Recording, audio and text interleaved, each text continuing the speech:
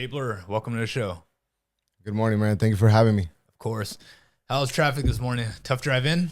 Man, this is crazy traffic, you know. No, it was a good amount of traffic, but you know, we made it here safe. So I'm glad that I'm here. Of course, man. I heard you saw something gnarly on the way in. I was on my way to get my Starbies, and unfortunately I witnessed an accident where a motorcycle guy, flew out, and I hope he's okay, man. I hope he's okay. All right, so tell me, what kind of a Starbucks guy are you? That better not be a bunch of sugar in there. Yeah, my coffee, bro. Yeah, I like it, nice, sweet. Like the blacker the berry, the sweeter the juice. No. Okay, all right, bro. All right. So Jay Blur, what was life growing up for you? Man, growing up, I gotta say it was a struggle, but at the same time, it was an adventure. I got to witness some cool stuff. I got to witness some okay stuff, and I got to witness some really bad stuff. Overall, though, I feel like every situation I lived in created my character, who I am now. Like every lesson, everything I learned from it, at least a little bit, I got to get from that. Yeah, so where'd you grow up? What city? I was raised all over Southern California. I was actually born in Mexico, Morelia, Michoacan. I was brought up here when I was like pretty young. So like I have a little bit of memories from over there, but for most of the time I lived in San Diego, Vista, Oceanside, Temecula, and Murrieta. So pretty much, that's I've been here most of my life, so went to middle school here, high school, graduated, got my little degree. Did you have any siblings, older brothers, younger sisters? I actually am a single child. My mother tells me that before I was born, she had a daughter, but she unfortunately passed away. So I never got the chance to, meet her or have the joy of having a sibling. But I grew up by myself. Yeah, that's tough, man. I don't know what that's like because my brother and I were very close. We're pretty much best friends. We're only 3 years apart, so we kind of did everything together from school to sports. So I always had his back, and he always had my back. So you kind of always had to look out for yourself then. Yeah, man. Sometimes, I ain't gonna lie, man. Sometimes I will have a conversation with my mom, and I'll be like, man, I feel alone out here, and she'll be like, just tell them you have brothers. Just tell them you have older brothers so they can, I guess her theory was that if I would say something like that, people will back up and not try to mess with me due to that I have brothers that will come and defend me.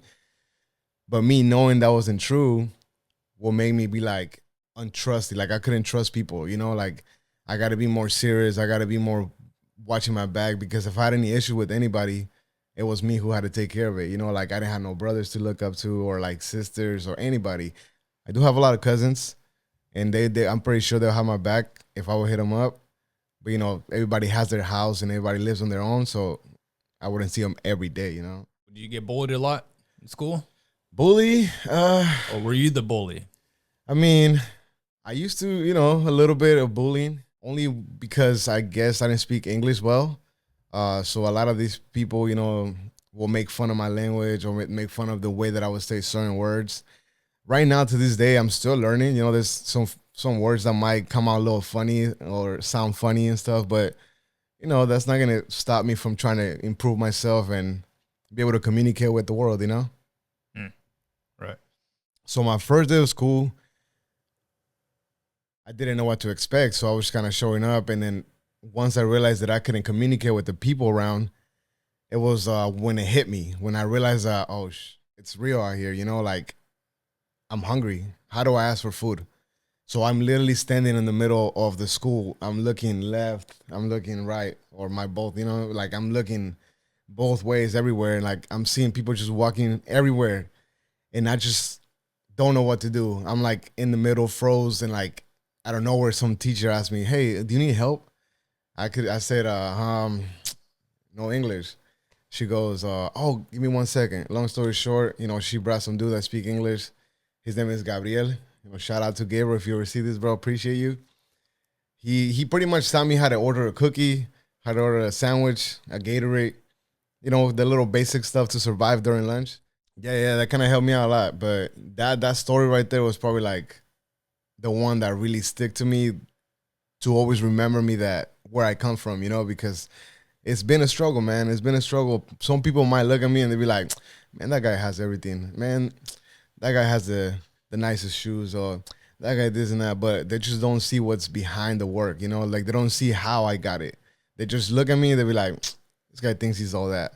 Well, I think I'm all that because I earned it, you know? Oh yeah, that goes with anything, man. People don't see the effort and the work that it takes to build anything, a That's right. business, a physique, a family, whatever it is that you're building. People don't see that, man. They see the end product and they may have a little bit of jealousy or envy toward that person, but it's a struggle, man, as you know. Yes, sir. Well, shout out to Gabriel, man. We need more people like that. So if you know somebody in school or college, work, whatever it may be, who feels isolated, maybe they just need a friend. So be That's that right. friend. That's right. Never know. Never know. That's right. All right. So you said, were you born in Mexico or did you grow up there? I was actually born and I lived there for a little bit, a short-term period of my child life. As I was there, I did get to witness a lot of gang activities, you know, gang violence and stuff like that. So that kind of, you know, was my scenario. Mm-hmm. I believe that that's the way that I should have been, you know. So like I will see, you know, the guys walking around. So I'll be like, oh, I like that. And I like the style, you know. Since that was my environment, I grew up, you know, kind of dressing like that, you know, shaving my head, high socks, big baggy clothes, you know. That's not what society likes, you know. So like I had to change my style because I wanted to be more professional. I wanted to, you know, bring something to the table so I can be able to feed my family, show my mom that, you know, she didn't do all what she did for no reason, you know, like I want to make her proud and I want to make myself proud. Good. A lot of people are like, yeah, I don't care. I like what I'm wearing. I don't care what people think about me. But truth is, people judge you based off the way you look. Correct. And if you, if you look like a threat, people are gonna treat you that way. But if you look professional, you look squared away, you look like somebody who's educated, maybe well taken care of.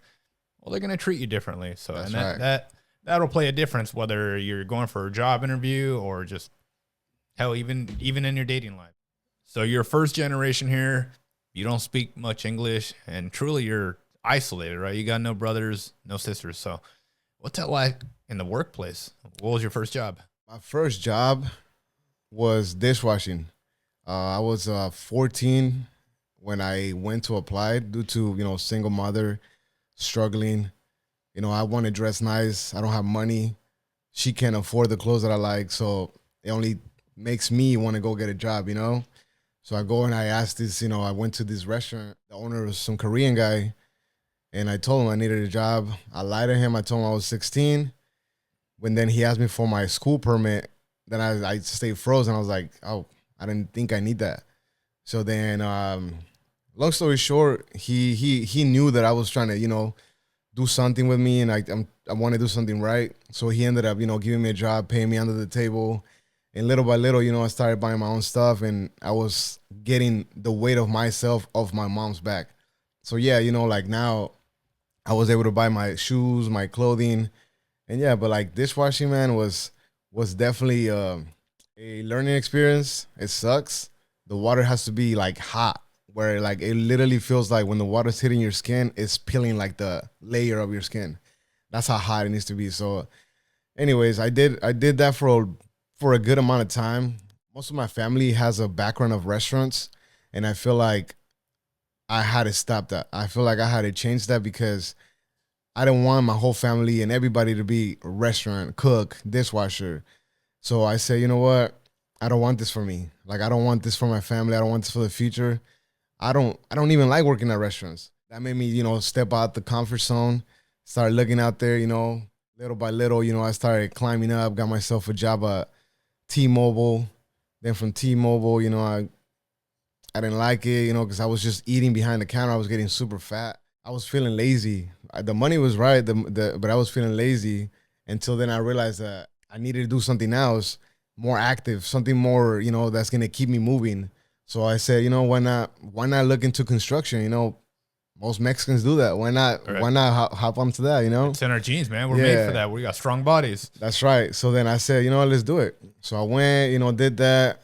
So right now I know how to, you know, do some windows, doors, flooring, baseboards, you know, all the good stuff from home, which is a good pro for myself. Yeah, that's almost like I would almost recommend that to any man growing up out there, get yourself some sort of job in construction building, because that's only going to help you in the long run.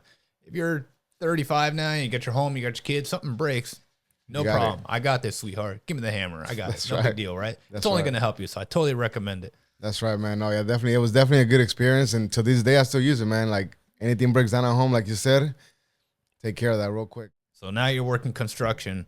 Was there a specific reason you changed? Yes. Like I said, we had this big job going on, and honestly, like it was so hot. The owner of the house, he was a young dude. You know, I believe he was like 25 or something, which made me like be like, wow, how did this kid do it? You know, like he has a big mansion. Here I am working for him, putting all these big old doors, big old windows. And he asked me, he's like, yo, how old are you? So I told him my age. How old were you At the time, I was 24. I was 24 at the time. So then he pretty much said like, yo, why aren't you finding a trade, you know, like something that you can do for yourself? He started telling me, he's like, think about it. Your boss right now, he's probably chilling in the garage, chilling in his office, smoking a cigar. And the funny part is that my old boss, he used to be doing that, you know, and I started like that image came to my head, and I'm like, and then he goes like, yeah, he's making the big bucks, bro. You think you're making money, good money, right? I was like, yeah. He goes like, he's making better money. So when he told me that, you know, it clicked on my head, and I was like, man, you know what? It was just bothering me the whole time, you know, and like I was already upset that I was by myself working this big job. It was on a Friday night. I missed my hair appointment, you know, because I like to get haircuts before I was a barber. So then I, you know, as I hop on, I realized that there's no appointments available because it's impossible most of the time to find an appointment on Fridays, you know, to get a haircut. So I decided to drive to the shop, walk in, you know, so walk in. I looked around and it was so busy to the point where I'm like, oh, like I started shaking my head. But then here I am thinking, okay, there's a lot of people here. This guy just told me this. I like this environment. I started doing the math of all those people sitting there, and I was like, you know what? There's money in this business, you know? So I hop on the internet, Google it, start searching barber schools. And then eventually, you know, I started calling Oceanside. But then I called this one specific barbershop, and shout out to Fern. I called Eminem's barbershop in Riverside. And I was nervous. I was talking to Fern, real cool cat. He pretty much, you know, give me the rundown on how it goes down. And he was just telling me like, yo, you don't have to commit. If you like, just come in, check out the school, see how the vibe is. And he's like, I'm pretty sure you're going to like it. You're going to sign up. And boom, from there, showed up. You know, I was a little nervous when I showed up to the school and stuff. But like eventually, you know, I went, signed up, and, you know, we did it. And the rest is history. Huh? Yes, sir. That's right. So you seem to be a successful barber. Any notable clients? What's your biggest client? At this point, I've been cutting for about 2.5 years right now. And he's an upcoming rapper as well. It's two of them. It's Cash, Mr. 714, and Cali Chris. You know, both of them are boys. I know them for a very long time. They're going up, man. They're going up. You guys should check them out. So what would you say to somebody who may want to become a barber? Because it seems to be competitive. It is, bro. It is. Honestly, I would say if you're an artist and if you like to create stuff, I would say sacrifice a little bit of what you have. Don't go straight to it yet, because you never know if it's going to work for you or not. But I would definitely say, you know, get your feet wet, you know, try one day, you know, talk to your barber, ask him what it's like. And if your barber doesn't want to talk about it, you know, hit me up. You know, I'm always available for anybody that needs any questions, anything, you know, I'm here, you know, like I know the struggle. I'm not going to be acting like, oh, I'm too much for this, too much for that. Like, I'm a human just like you guys, you know, like, but I would definitely recommend, if you like it, go for it. All right, Jay. So when I met you, let's be honest here, you were a little heavier, but you look good, man. You look like you lost some weight. Thank you, man. Thank you. Yeah, honestly, I did, bro. Appreciate you noticing it. I was weighing 235 pounds. Right now, I'm 185, which I feel really great, you know, and it feels awesome. You feel any different? Honestly, yeah, bro. I feel more energized, more happy with myself. I like how my clothes fits now, you know. I like that people recognize that I look a little slimmer. And for this, I'm gonna be honest, man. I've been trying to lose some weight for a very long time, since last year, I believe, but I wouldn't see no results. Until one day, my boy Edwin, man, I'm shouting out all my boys right now. My boy Edwin, I went to barber school with him. Shout out to him. He posted this picture on Instagram that it was a 4 or 5 months transformation. I don't remember exactly, but my boy was like a chubby dude on 5 months before, and then 5 months later, my boy was cut. So I'm not gonna lie, man. That picture right there inspired me to be like, okay, I'm going to the gym, but I'm not losing the weight, and I'm not looking the way I want to look. So I reached out to him. I was like, yo, bro, what you doing? Like, what is it? He gives me his tips, started telling me, try to cut the sugar down, do your exercises, no soda, no bread, all the good stuff. I'm actually doing what he told me, and I'm seeing results. And I really appreciate that, not gatekeeping the secret. And if anybody wants a secret, there's not really a secret, man. It's just you getting active, eating right, not too much sugar, and you're gonna be fine. Yeah, people underestimate the power of a good physique. If you got a good physique, anything's gonna look good on you. Whether it's something simple like a black t-shirt or as formal as a tuxedo, everything looks tailored, everything looks good on you. No amount of money can buy you a physique. That's something that's earned. Another reason why I decided to do this, the fitness journey was because, my family, I'm a family man. Shout out my girl, my kids. They're really one of the other reasons why they inspire me to, go harder every morning.